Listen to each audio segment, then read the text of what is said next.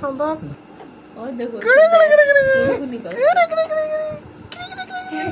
বলতো এসে ঘুমাইতে হবে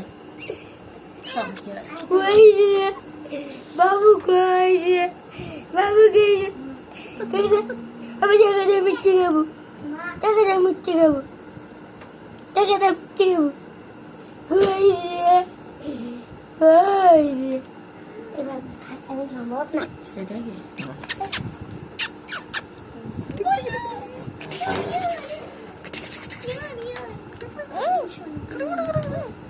ডনকে নিয়ে ডনটা মেরে চলে গেল নিয়ে আনবে তো